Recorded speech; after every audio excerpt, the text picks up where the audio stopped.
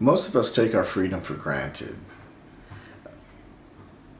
Nobody tells us where we can travel to. Nobody tells us what we can eat. Nobody tells us how we can worship or who we can see or what store we can shop at and what we can buy. All of these are little things that we've become used to being able to do, and it's just second nature to us, right? We take that for granted. Years ago in the country of Rwanda, fairly soon after the genocide that tore apart that country, one of the night watchmen that looked after the small missionary compound that my family lived on didn't show up to work. Now, this was years ago and cell phones were really not a thing. In fact, this was right after a war, and so phones were not really a thing in that country. My dad asked one of the other night watchmen who did show up to work to go over to Emmanuel's house and make sure everything was okay, because typically Emmanuel was a very reliable person. He would be there, he would be to work every single day, and if he wasn't able to be there, he would get us a message. About an hour later, we find out that Emmanuel was not at home. In fact, his neighbors said that they thought they saw some soldiers breaking into his house and taking him earlier that day. After further investigation the next morning, we find out that, in fact, Emmanuel had been taken by the soldiers to a camp not too far from where we lived. Unfortunately, this was not a news story in Rwanda at the time. It was quite common for people to be picked up by the soldiers and taken to these camps for interrogation. Unfortunately, many of these people were never heard from again. A couple of weeks later, I was sitting in our living room reading a book, and I looked up and I saw the smiling face of Emmanuel at our front door. I immediately jumped up, ran up to the front door, opened the door, greeted him, and asked him, well, how are you here? We thought we would never hear from you again.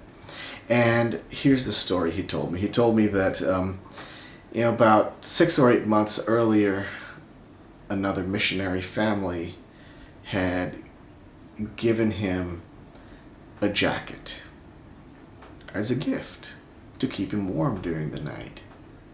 And unfortunately, that jacket was the wrong color. The jacket happened to be a khaki green color that some military factions wore, similar colors. A jealous neighbor pointed him out to the authorities, to the soldiers, and told them that Emmanuel had been part of the militia that killed a lot of people. The soldiers broke down his door while he was asleep, saw the jacket in his house, grabbed him, and threw him into this holding cell. And here's how he described the holding cell. It was one of these old shipping containers with no windows cut out in them. He said there were so many people in that box that it was a challenge to even just lay down.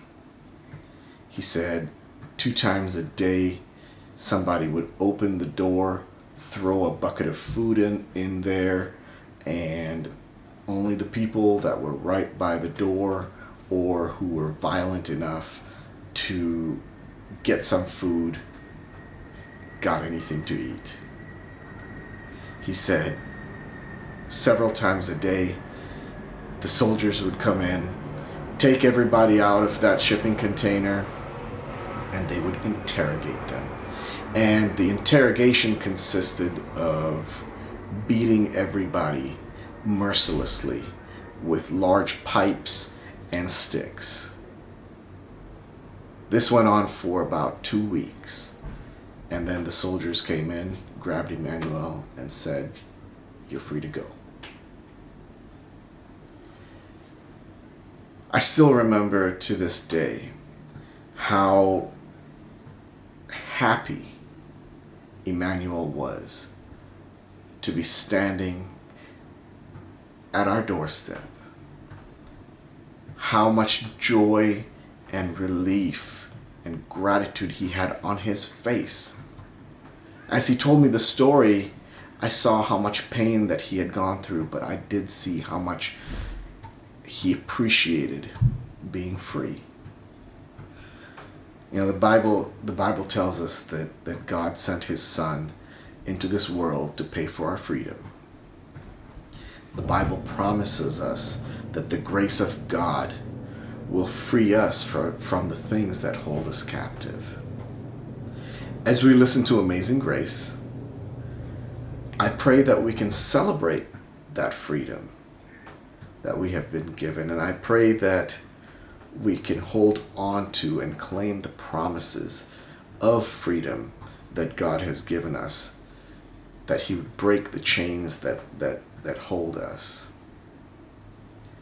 And finally, I pray that even though we may have our own challenges, that we become God's hands so we can help somebody else break the chains that hold them. Let's sing. Amazing grace, how sweet the sound that saved a wretch like me. I once was lost, but now I'm found. Was blind, but now I see.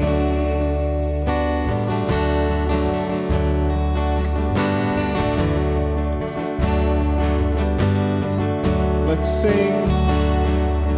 'Twas grace that taught my heart to fear, and grace my fears relieve.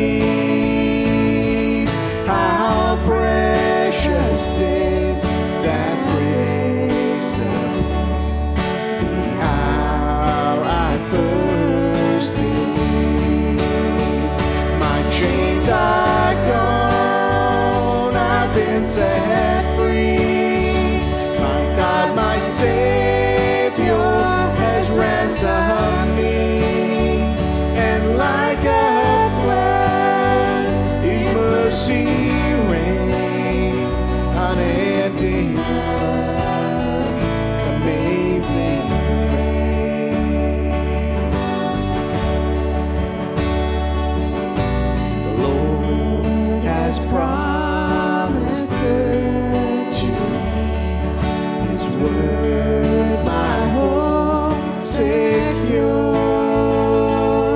He will my shield and portion be, as long as life endures. My chains are gone, I've been set free. My God, my Savior has ransomed me, and like a flood, his mercy reigns, unending love, amazing grace. My chains are gone, I've been set free. My God, my Savior has ransomed me, and like a flood, his mercy reigns, unending love.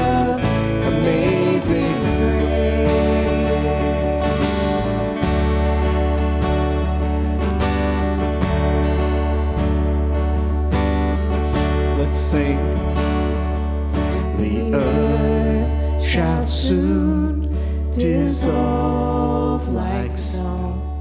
The sun forbear to shine,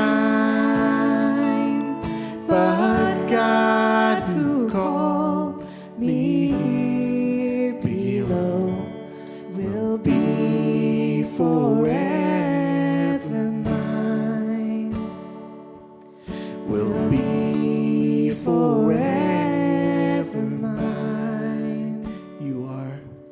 You are forever mine. My chains are gone, I've been set free. My God, my Savior has ransomed me. And like a flood, His mercy reigns, unending love, amazing grace. My chains are gone, I've been set free. My God, my Savior has ransomed me.